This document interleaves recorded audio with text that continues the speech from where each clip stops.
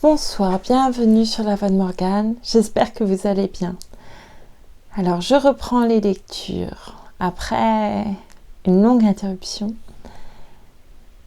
si longue que j'ai très peu de lectures d'avance, ce qui n'était jamais arrivé depuis le commencement. Vous êtes heureux de savoir tout ça, hein?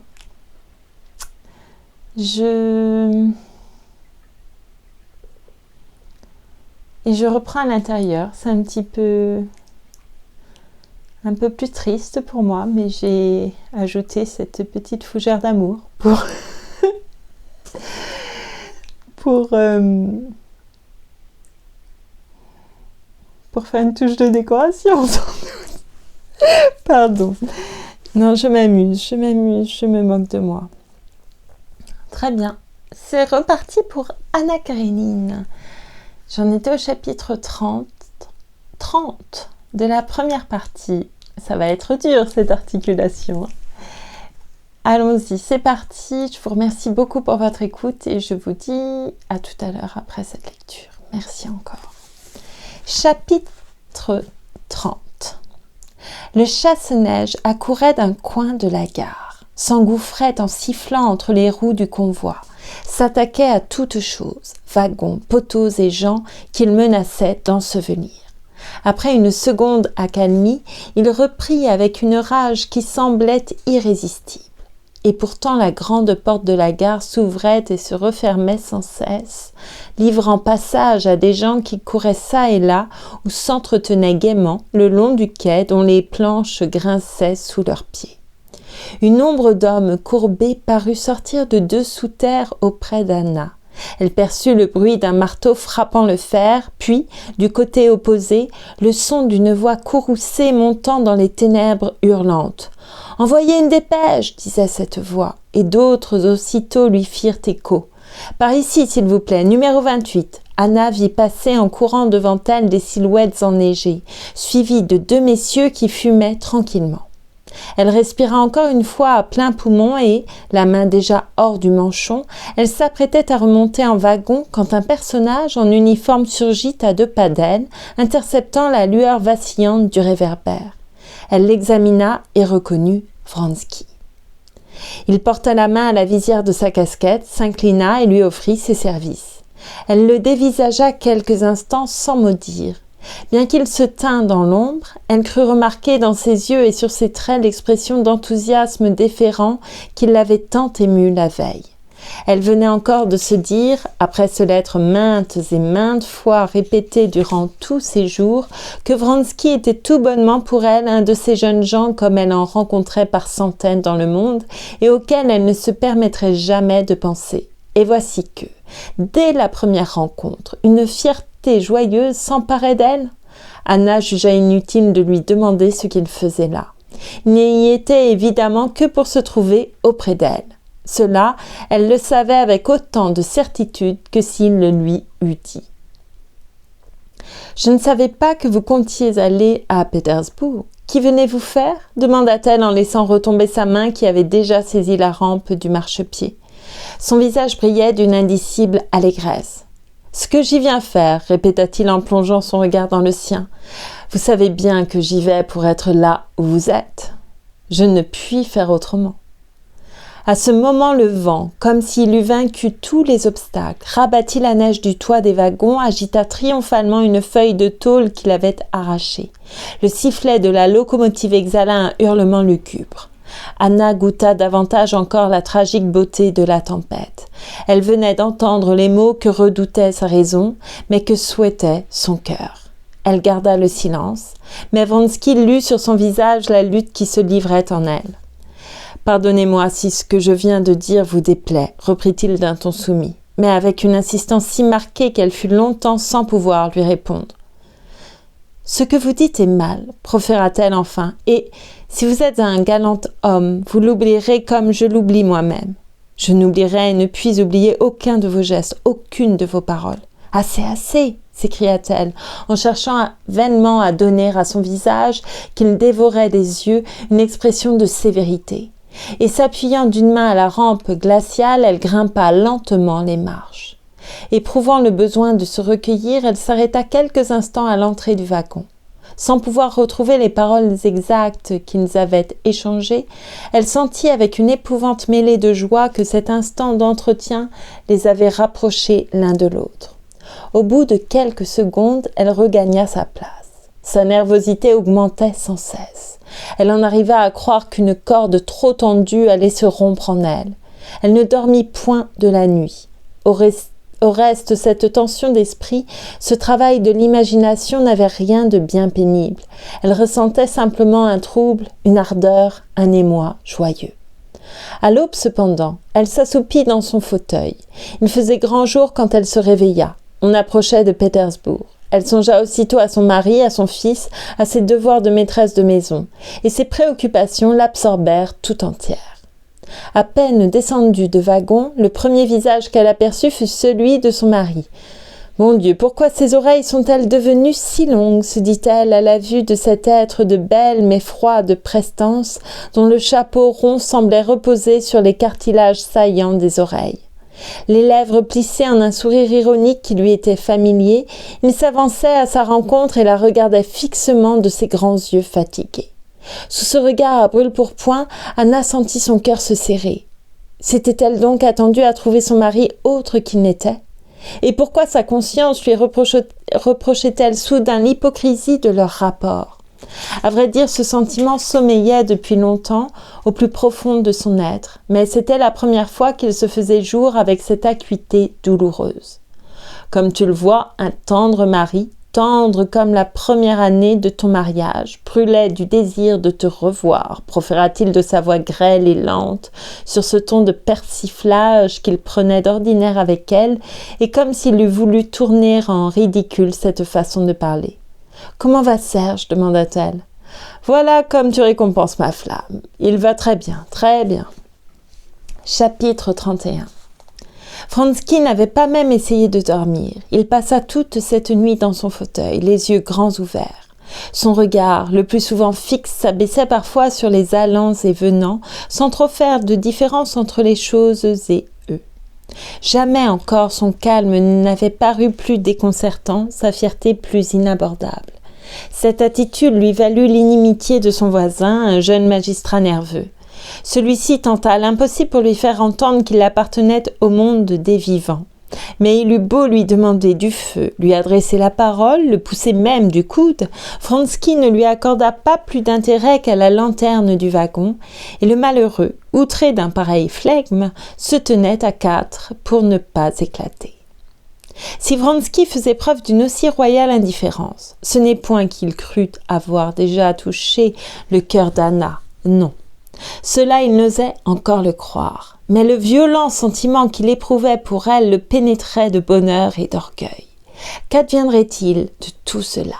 Il n'en savait rien et n'y songeait même pas. Mais il sentait que toutes ses forces, relâchées et dispersées jusqu'alors, formaient faisceau et tendaient avec une dernière énergie vers un but unique et splendide. La voir, l'entendre, vivre auprès d'elle. La vie n'avait plus pour lui d'autre sens. Cette pensée le dominait si bien que l'aveu lui en échappa dès l'abord quand il aperçut Anna dans la gare de Bologoye, où il était descendu pour prendre un verre de soda. Il fut heureux d'avoir parlé. Anna savait maintenant qu'il l'aimait, elle ne pourrait se défendre d'y songer. Rentré dans son wagon, il reprit un à un les moindres souvenirs de leur rencontre. Il revit tous les gestes, toutes les paroles, toutes les attitudes d'Anna, et son cœur se pâmait aux visions d'avenir qui prenaient corps dans son imagination. Arrivé à Pétersbourg, il descendit du train aussi frais et dispos, malgré cette nuit d'insomnie, que s'il sortait d'un bain froid. Il s'arrêta près de son wagon pour la regarder passer. « Je verrai encore une fois son visage, sa démarche », se disait-il avec un sourire involontaire. « Elle aura peut-être pour moi un regard, un mot, un sourire, un geste. » Mais ce fut le mari qui l'aperçut tout d'abord, escorté avec déférence par le chef de gare. « Ah, oui, le mari !»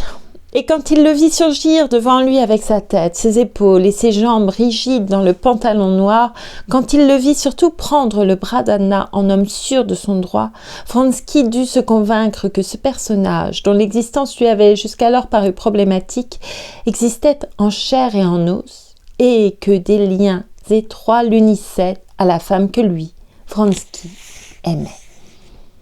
Ce froid visage pétersbourgeois, cet air sévère et sûr de lui-même, ce chapeau rond, ce dos légèrement voûté, Vronsky fut bien forcé d'admettre leur existence. Mais avec la sensation d'un homme mourant de soif qui découvre une source d'eau pure et la trouve souillée avec la présence d'un chien, d'un mouton ou d'un porc. La démarche d'Alexis Alexandrovitch, jambes raides et bassin frétillant, l'offusqua particulièrement. Il ne reconnaissait à personne qu'à lui-même le droit d'aimer Anna. Par bonheur, celle-ci était toujours la même et sa vue le ranima. Son domestique, un Allemand qui avait fait le voyage en seconde classe, étant venu prendre ses ordres, il lui confia les bagages et marcha résolument vers elle. Il assista donc à la rencontre des époux et sa perspicacité d'amoureux lui permit de saisir la nuance de contrainte avec laquelle Anna accueillit son mari. « Non, elle ne l'aime pas et ne peut pas l'aimer », décréta-t-il à part soi. Bien qu'elle lui tournât le dos, il remarqua avec joie qu'Anna devinait son approche. Elle se retourna à demi, le reconnut et continua l'entretien commencé. « Avez-vous bien passé la nuit, madame ?» lui demanda-t-il en saluant à la fois le mari et la femme pour permettre à Alexis Alexandrovitch de prendre sa part de salut et de le reconnaître, si bon lui semblait. « Merci, très bien, » répondit-elle. Son visage fatigué n'avait point son animation ordinaire. Cependant, un rapide éclair passa dans son regard à la vue de Vronsky, et cet instant suffit à le rendre heureux. Elle leva les yeux sur son mari pour voir s'il connaissait le comte. Alexis Alexandrovitch le considérait d'un air mécontent et semblait vaguement le remettre. Ce fut au tour de Vronsky d'être interloqué. L'assurance juvénile se heurtait à la morgue glaciale. « Le comte Vronsky, dit Anna. »« Ah, il me semble que nous nous connaissons, » laissa tomber de haut Alexis Alexandrovitch en tendant la main au jeune homme. « Comme je vois, tu as voyagé avec la mère à l'aller, avec le fils au retour, » ajouta-t-il en faisant un sort à tous ces mots. « Vous rentrez de permission, sans doute. » Et sans attendre de réponse, il se tourna vers sa femme et lui demanda toujours avec ironie « Eh bien, a-t-on beaucoup versé de larmes à Moscou en se quittant ?» Il entendait signifier ainsi son congé au jeune homme. Il compléta la leçon en touchant son chapeau. Mais Vronsky, s'adressant à Anna Arkadievna, dit encore « J'espère avoir l'honneur de me présenter chez vous. »« Très heureux, nous recevons le lundi, » répondit d'un ton froid Alexis Alexandrovitch en lui accordant un de ses regards lassés. Et sans plus se soucier de sa présence, il reprit sur le même ton badin.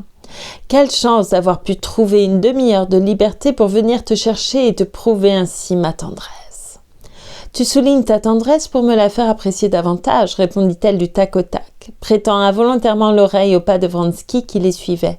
« Et que m'importe, voyons, songea-t-elle. » Et elle interrogea aussitôt son mari sur la manière dont son petit Serge avait passé le temps en son absence. « Mais fort bien. Mariette assure qu'il a été très gentil. Je suis fâchée de te dire qu'il ne t'a pas regretté. Ce n'est pas comme ton mari. Merci encore, ma bonne amie, d'être revenue un jour plus tôt. Notre cher Samovar va être dans la joie. » Il donnait ce surnom à la célèbre comtesse Lydie Ivanovna à cause de son état perpétuel d'émotion et d'agitation. Elle a demandé sans cesse de tes nouvelles, et si j'osais te donner un conseil, ce serait d'aller la voir dès aujourd'hui. Tu sais que son cœur souffre toujours à propos de tout. Actuellement, outre ses soucis habituels, la réconciliation des Oblonsky la préoccupe fort. La comtesse Lydie était l'amie de Karénine et le centre d'une certaine société qu'à cause de son mari, Anna se devait de fréquenter avant tout autre. Mais je lui ai écrit. Elle tient à avoir des détails. Vas-y, ma bonne amie, si tu ne te sens pas trop fatiguée. Allons, je te laisse, nous avons séance. Quadra va t'avancer la voiture. Enfin, je ne dînerai plus seul, ajouta-t-il sans plaisanter cette fois. Tu ne sauras croire combien je suis habituée. Sur ce, il lui serra longuement la main, lui fit son plus beau sourire et la mit en voiture. Chapitre 32. Le premier visage qu'aperçut Anna en rentrant chez elle fut celui de son fils. Sourd aux appels de la gouvernante, il dégringola l'escalier à sa rencontre, criant dans un transport de joie « Maman, maman !» et se jeta aussitôt à son cou. « Je vous disais bien que c'était maman !» cria-t-il à la gouvernante. « J'en étais sûre !» Mais tout comme le père, le fils causa tout d'abord à Anna une sorte de désillusion. Elle se l'était représentée trop en beau. Pour goûter pleinement sa présence, il lui fallut donc consentir à le voir tel qu'il était, c'est-à-dire un charmant enfant à boucles blondes, beaux yeux bleus, jambes bien faites dans des bas bien tirés. Alors elle éprouva une jouissance presque physique à le sentir près d'elle, à recevoir ses caresses et un apaisement moral à écouter ses questions naïves, à scruter ses yeux d'une expression si tendre, si confiante, si candide. Elle déballa les cadeaux envoyés par Dolly et lui raconta qu'il y avait à Moscou une petite fille nommée Tania qui savait déjà lire et qui même apprenait à lire aux autres enfants. « Alors je suis moins gentil qu'elle ?» demanda Serge. « Pour toi, mon amour, nul n'est plus gentil. Pour moi, mon amour, nul n'est plus gentil que toi. » « Je le savais bien, » dit Serge en souriant. À peine Anna eut-elle pris son café qu'on lui annonça la comtesse Lydie Ivanovna. C'était une grande et forte femme au teint jaune et maladif, aux yeux noirs et rêveurs. Anna, qui l'aimait bien, parut pour la première fois s'apercevoir qu'elle n'était point sans défaut. « Eh bien, mon ami, avez-vous porté le rameau d'olivier ?» demanda la comtesse à peine entrée. « Oui, tout est arrangé, » répondit Anna. « Ce n'était pas aussi grave que nous le pensions. En général, ma belle-sœur prend des décisions un peu trop hâtives. » Mais la comtesse Lydie, tout en s'intéressant à ce qui ne la regardait pas, avait coutume de ne prêter aucune attention à ce qui, soi-disant, l'intéressait. Elle interrompit Anna. « Oui, il y a bien des maux et des tristesses sur cette terre, et je me sens à bout de force. »« Qu'y a-t-il » s'enquit Anna en retenant avec peine un sourire. « Je commence à me lasser de rompre en vain des lances pour la vérité, et je me détraque complètement. L'œuvre de nos petites sœurs, il s'agissait d'une institution philanthropique, religieuse et patriotique, prenait bonne tournure, mais il n'y a décidément rien à faire avec ces messieurs, déclara la comtesse sur un ton de résignation ironique. Ils se sont emparés de cette idée pour la défigurer, et la jugent maintenant d'une façon basse et misérable. 2 ou 3 personnes, parmi lesquelles votre mari, comprennent seules l'importance de cette œuvre. Les autres ne font que la discréditer. J'ai reçu hier une lettre de Pravdine. Pravdine, célèbre panslaviste, habite à l'étranger. La comtesse fit part à Anna du contenu de sa lettre. Elle lui raconta ensuite les nombreux pièges tendus à l'œuvre de l'Union des Églises et partit en toute hâte car elle devait encore assister ce jour-là à 2 réunions, dont une séance du comité slave. Tout cela n'est pas nouveau, se dit Anna. Pourquoi donc ne l'ai-je pas remarqué plus tôt ? Était-elle aujourd'hui plus nerveuse que d'habitude ? Au fond, tout cela est drôle. Cette femme qui se dit chrétienne et n'a que la charité en vue, se fâche et lutte contre d'autres personnes qui poursuivent exactement le même but qu'elle. Après la comtesse Lydie vint une amie, femme d'un haut fonctionnaire, qui lui raconta toutes les nouvelles du jour et partit à 3 heures en promettant de revenir dîner. Alexis Alexandrovitch était à son ministère. Demeurée seule, Anna assista d'abord au dîner de son fils. L'enfant mangeait à part, puis elle mit de l'ordre dans ses affaires et dans sa correspondance arriérée. Du trouble, de la honte inexplicable dont elle avait tant souffert pendant le voyage, il ne restait plus trace. Rentrée dans le cadre habituel de son existence, elle se sentait de nouveau sans peur et sans reproche et ne comprenait plus rien à son état d'esprit de la veille. Que s'est-il donc passé de si grave, songea-t-elle. Rien. Vronsky a dit une folie et je lui ai répondu comme il convenait. Inutile d'en parler à Alexis, ce serait paraître y attacher de l'importance. Elle se souvint qu'un jeune subordonné de son mari lui ayant fait une quasi-déclaration, elle avait cru bon d'en prévenir Alexis Alexandrovitch. Celui-ci lui dit alors que toute femme du monde devait s'attendre à des incidents de ce genre, qu'il se fiait à son tact et ne s'abaisserait jamais à une jalousie humiliante pour tous les 2. Mieux vaut donc se taire, conclut-elle. Et d'ailleurs je n'ai, Dieu merci, rien à dire. Chapitre 33. Alexis Alexandrovitch rentra du ministère à 4 heures. Mais le temps lui manqua, comme cela lui arrivait souvent, pour entrer chez sa femme. Il passa tout droit dans son cabinet pour donner audience au solliciteur qui l'attendait et signer quelques papiers apportés par son chef de cabinet. Vers l'heure du dîner, auquel étaient toujours priées 3 ou 4 personnes, arrivèrent les convives du jour, une vieille cousine d'Alexis Alexandrovitch, un directeur de son ministère et sa femme, un jeune homme qui lui avait été recommandé. Anna descendit au salon pour les recevoir. La grande pendule de bronze du temps de Pierre Ier sonnait à peine le dernier coup de 5 heures qu'Alexis Alexandrovitch, en habit et cravate blanche, 2 plaques sur la poitrine, faisait son apparition. Il était obligé d'aller dans le monde aussitôt après le dîner. Chaque instant de sa vie était compté et, pour faire tenir dans sa journée toutes ses préoccupations, il devait observer une ponctualité rigoureuse, sans hâte et sans repos. Telle était sa devise. Aussitôt entré, il se mit à table après un salut à la ronde et un sourire à sa femme. « Enfin, ma solitude a pris fin. Tu ne saurais croire combien il est gênant. » Il appuya sur le mot de dîner seul. Pendant le dîner, il interrogea sa femme sur Moscou et, avec un sourire moqueur, sur Stepan Arkadievitch. Mais la conversation resta le plus souvent générale et roula principalement sur des questions de service et de politique. Le dîner fini, il passa une demi-heure avec ses invités, puis, après un nouveau sourire et une nouvelle poignée de main à sa femme, il sortit pour assister à un nouveau conseil. Anna ne voulut aller ni au théâtre, où elle avait sa loge ce jour-là, ni chez la princesse Betsy Tverskoy, qui, informée de son retour, lui avait fait dire qu'elle l'attendait. Si elle resta chez elle, ce fut surtout parce que la couturière lui avait manqué de parole. Avant son départ pour Moscou, elle avait donné 3 robes à transformer, car elle savait à merveille s'habiller à bon compte.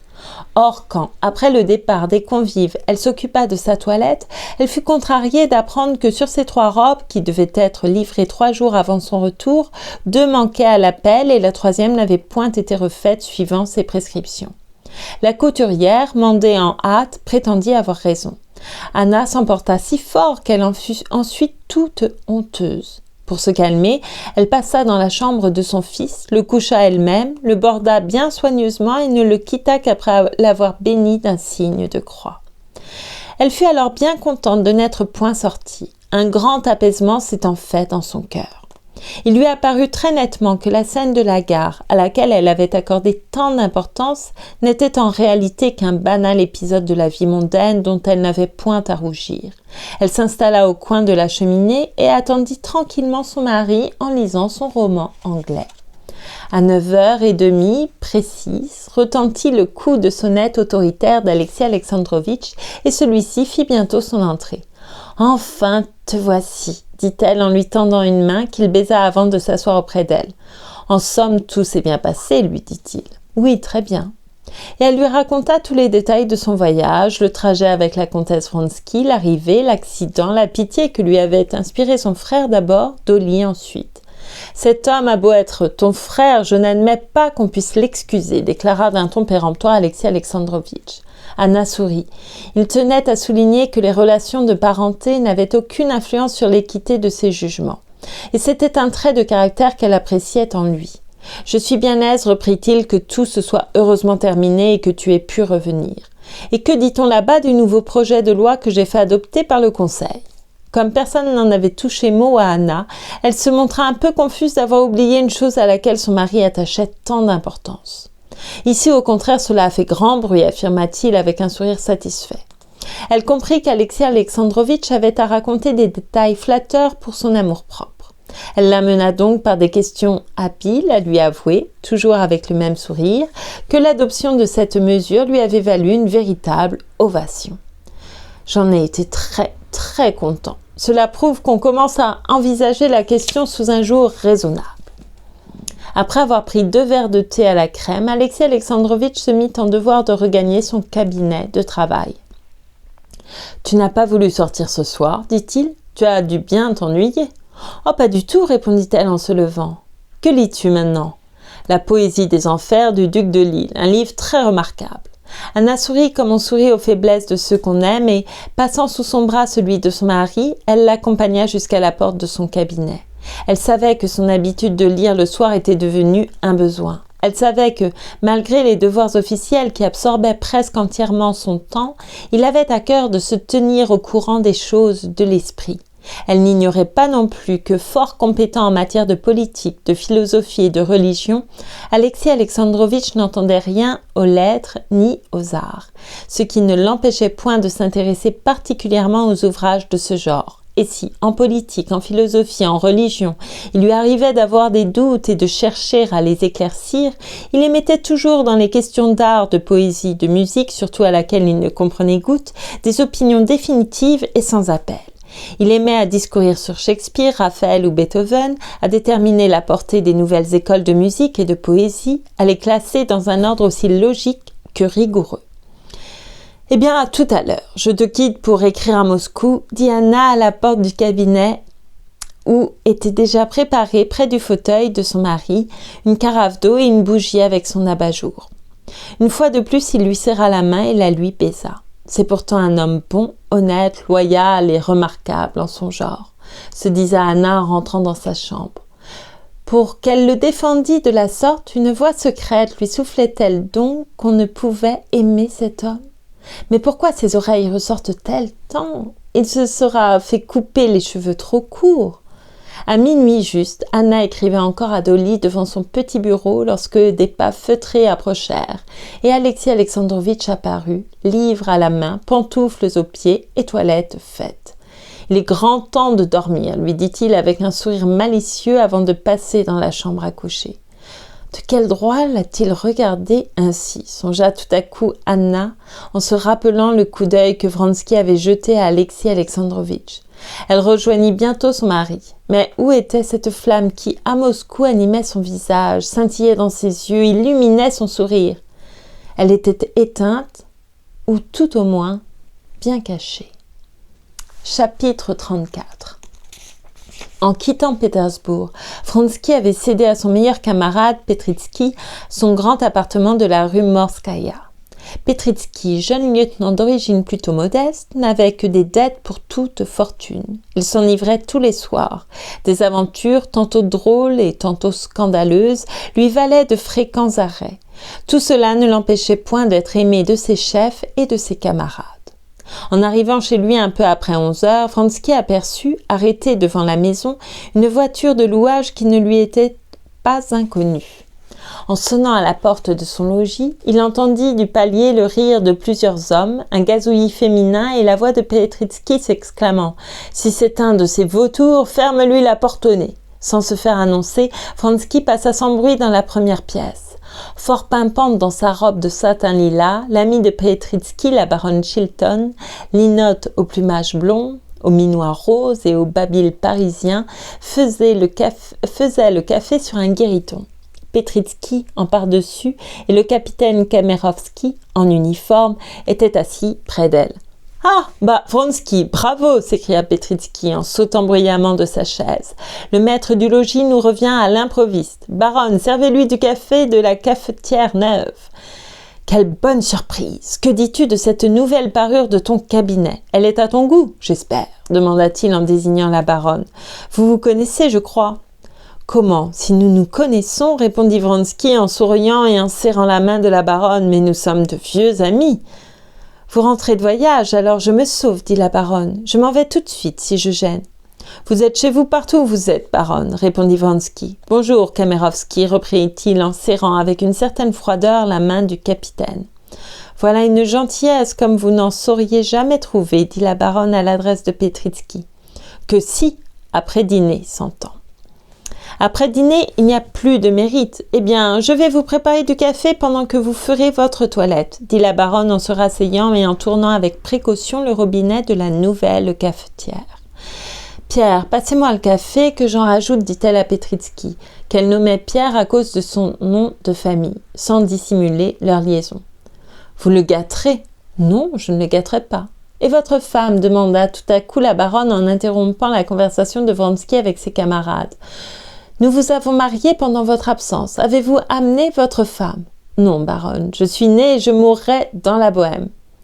Tant mieux, tant mieux. Donnez-moi la main. Et sans le laisser partir, la baronne se mit à lui développer avec force plaisanterie ses derniers plans d'existence et à lui demander conseil. Il ne veut toujours pas consentir au divorce. Que dois-je faire ? Il, c'était le mari. Je compte lui intenter un procès. Qu'en pensez-vous ?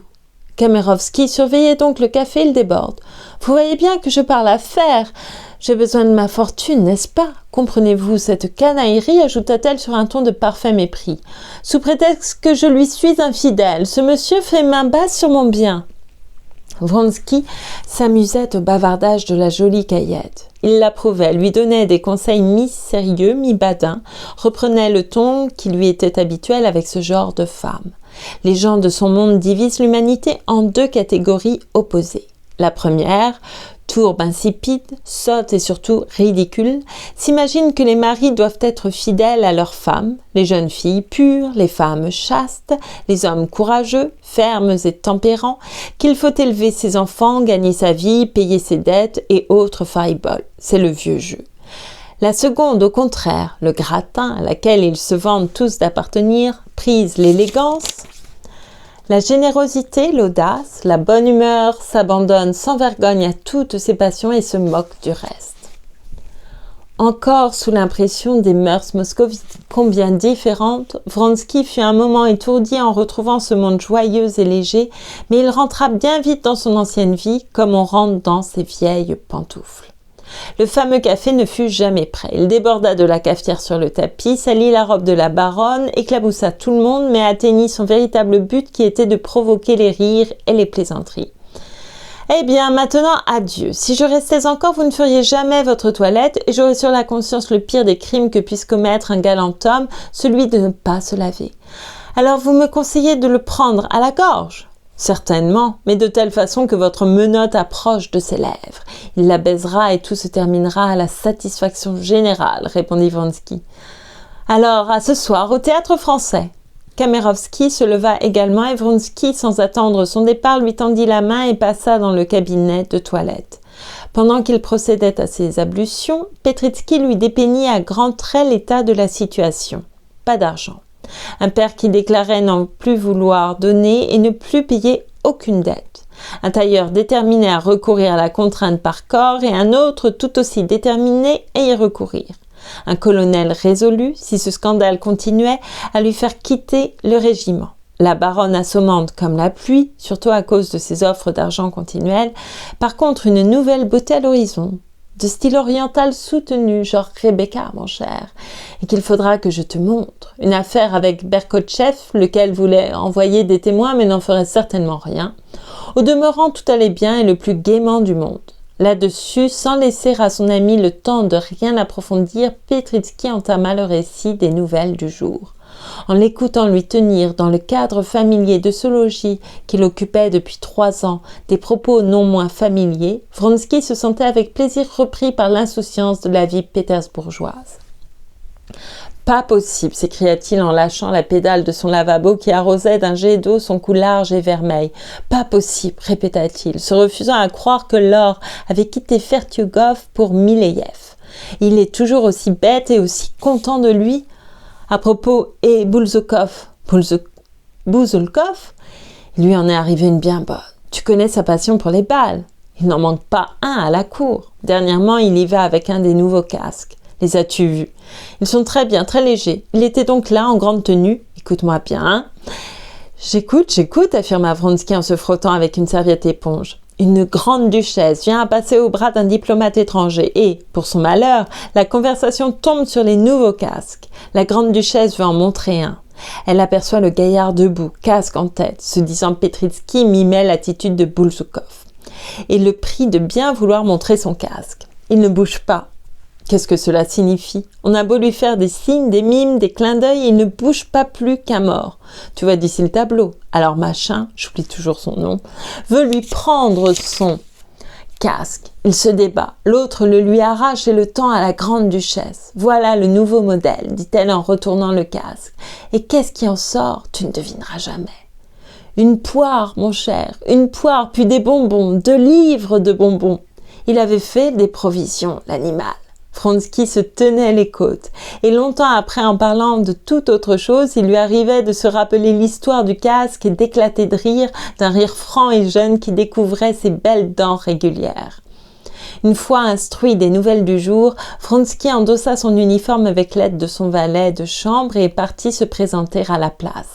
Il voulait ensuite passer chez son frère, chez Betsy, et commencer une tournée de visites afin de se faire introduire dans le monde où il avait des chances de rencontrer Madame Karénine.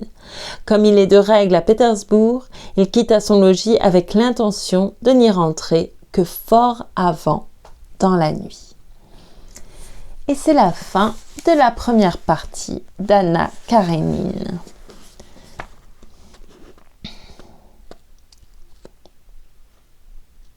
Et c'est la fin de cette lecture. Merci beaucoup. En parlant de cou, c'est vrai qu'il est un peu rigide maintenant, à force de ne pas bouger. J'ajoute un poème. Un poème. Alors, j'ai ouvert cette page au hasard. Et je ne l'ai pas lu, je me suis dit que j'allais le lire avec vous. Toujours la vie unanime de Jules Romain. Désir. Il ne faut pas pleurer, moi que j'aime. Qu'importe la pluie, le vent du soir est frais après l'orage, les nuages au ciel ressemblent à des bottes et plantent dans les toits leurs éperons tordus. Emmanchés au couchant, une lame d'azur se pose sur le tronc de la ville et l'entaille. Par la fente, en bouillon de sève et de résine, les rêves libérés des hommes font jaillir. Une usine là-bas a de fières fumées qui s'allongent pour tâter, à travers le brouillard, les étoiles. Il fait fort, et la poigne énergique de l'ombre presse mon âme qui ruisselle de printemps comme une éponge. Trop de murailles m'exaspèrent. Nous avons les froissements et les soubresauts d'un ballon qu'on voudrait traîner par les rues. Ne pleure pas. Entends les câbles distendus qui se rompent. Moi que j'aime, le poids de la vie unanime qui t'ensevelissait comme un manteau d'hiver glisse de tes épaules. Redresse-toi, deviens peuplier, pauvre saule. Et de l'espoir, j'ai respiré l'odeur de l'aube dans un cri du chemin de fer.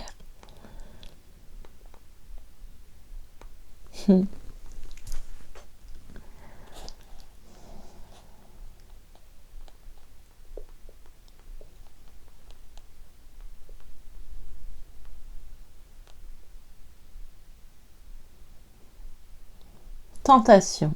Allez, je continue. Je me plais beaucoup trop à rester dans les gares. Accoudé sur le bois anguleux des barrières, je regarde les trains s'emplir de voyageurs. Ils passent près de moi des piles de bagages. À force de les voir rouler jusqu'au fourgon, tous ces petits morceaux de ville qui s'en vont. De voir les fiacres au dehors comme des fruits dont la coque s'entr'ouvre et qui lâchent leurs graines. Et d'entendre filtrer homme à homme la rue par les portes vibrantes. Quelque chose en mon cœur ressuscite et remue. Un convoi sort du hall, la cité diminue. L'élan vers les guichets, vers les salles d'attente. L'élan d'autrui me pousse et s'acharne après moi. Je suis trop faible pour chasser ce qui me tente. Une foule qui part, des machines qui tremblent, frôlant mon corps la fuite des hommes. J'ai froid d'être le seul ici qui ne s'en aille pas.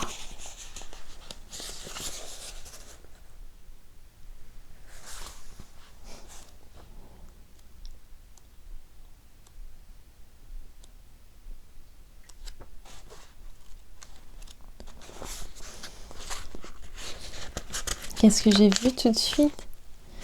Refus d'être absorbé. Derrière l'horizon, du soleil ondulant s'accumule. Les monts qui se touchent les flancs gonflent tous à la fois leurs épaules musclées pour supporter le poids des lueurs empilées qui bouillonne là-bas et qui voudrait sortir.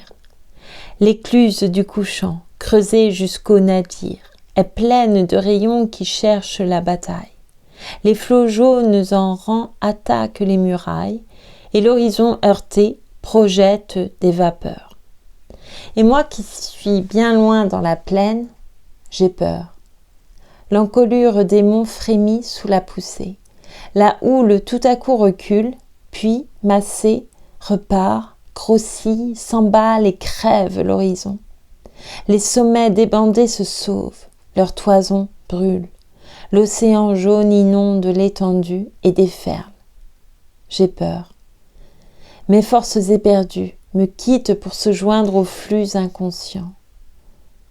J'ai peur d'être noyée, et je cours, mais mon sang, s'échappant de mon cœur trop étroit qui le gêne, se livre au sang doré qui submerge la plaine et dont l'élan déjà remonte les vallons. Je ne veux pas mourir.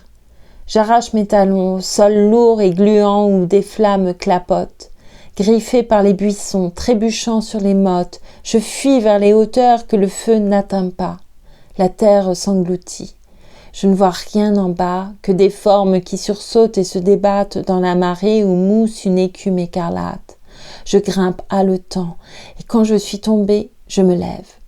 Accrochant de mes doigts recourbés les branchages, les troncs, les genêts, les bruyères, je me hausse d'un bond à la roche dernière où se jette comme une loque mon effroi, ayant l'orgueil et la stupeur d'être encore moi. Le galop des clartés s'engouffre dans les gorges, les prés sombres, les blés, les avoines, les orges, dont les épis campaient aux pentes des coteaux, les frênes que le sol brandit tels des marteaux, et les pins s'étirant comme des cris de joie. La charge du soleil les bouscule et les broie.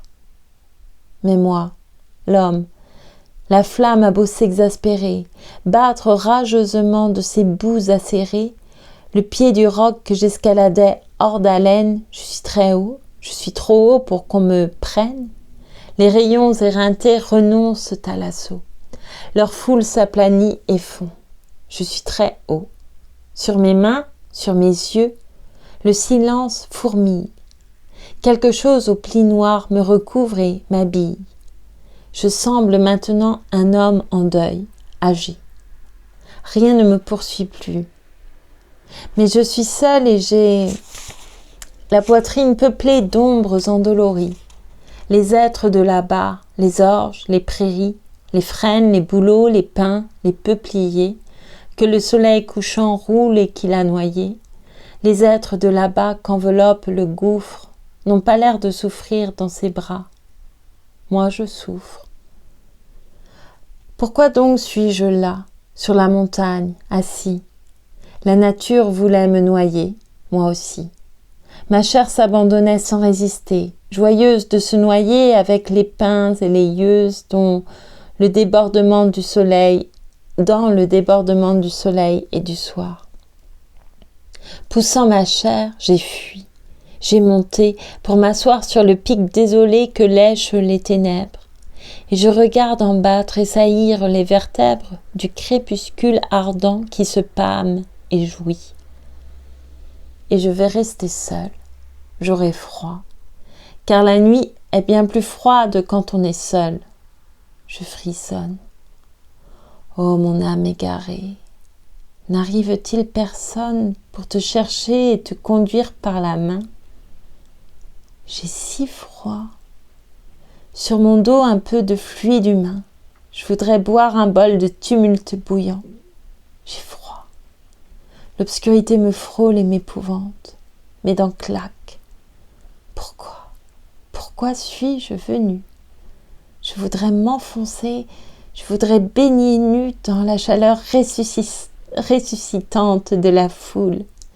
Et puisque mon esprit refuse qu'on le roule, avec l'herbe, les fleurs, les sapins, les blés roux, parmi l'inconscience et la splendeur du tout, puisqu'il réclame un lit digne de sa pensée, il aura la ville unanime et condensée.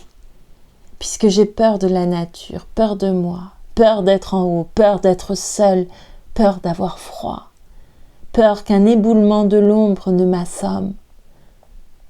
Je veux bien me noyer, en me jetant aux hommes. C'est La vie inanime de Jules Romain.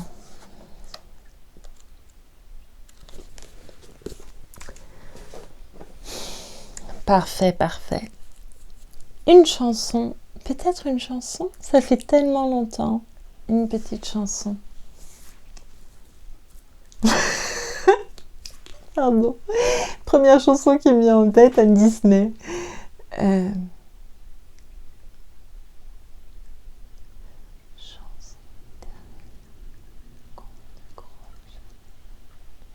J'ai plus les paroles.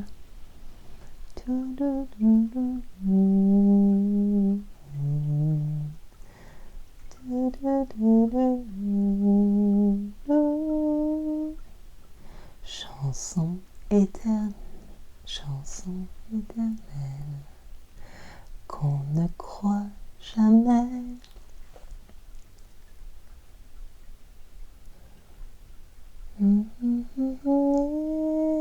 Qu'un geste imprévu rapproche en secret, tout comme les étoiles, doudou, si des liens cachés, une histoire éternelle, source la belle et la bête. Rien ne se ressemble, rien n'est plus pareil, mais comment savoir la peur envolée que l'on s'est trompé? J'ai plus les paroles. Qu'est-ce que je pourrais chanter d'autre? Il y a une chanson...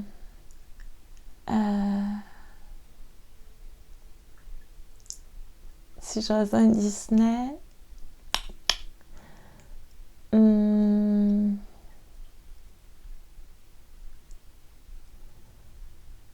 J'ai pas le premier couplet. Tu crois que la terre t'appartient tout entière. Pour toi, ce n'est qu'un tapis de poussière. Moi, je sais que la pierre, l'oiseau et les fleurs ont une vie, ont un esprit et un cœur. Pour toi, l'autre ne porte le nom d'homme que s'il te ressemble et pense à ta façon. Mais en marchant dans ses pas, tu te questionnes. Es-tu sûr au fond de toi d'avoir raison? Entends-tu le chant d'espoir du loup qui meurt d'amour, les pleurs du chat sauvage au petit jour? De la montagne, peux-tu peindre en mille couleurs l'air du vent? Peux-tu peindre en mille couleurs l'air du vent? Là-haut, le sycomore dort, comme l'aigle royal, il trône impérial. Les créatures de la nature ont besoin d'air pur, peu importe la couleur de ta peau ou de leur peau. Chantons tous ensemble les esprits de la montagne, peindre en mille couleurs l'air du vent, et la terre n'est que poussière, tant que l'homme ignore comment il peut peindre en mille couleurs l'air du vent. Oui, je voulais pas chanter trop fort, parce que le micro est très près. J'espère que je vous casse pas trop les oreilles. Voilà. Ce qui est bien ici, il y a un avantage, c'est que j'ai quand même beaucoup plus de livres que quand je suis assise en pleine nature. Donc si je veux aller en piocher un pour lire un texte, je peux, mais je ne vais pas le faire ce soir. Voilà, je vous remercie beaucoup pour votre écoute. Faites bien attention à vous. Et je vous dis à très bientôt pour la suite, tout simplement, et pour d'autres lectures. Merci beaucoup. À bientôt.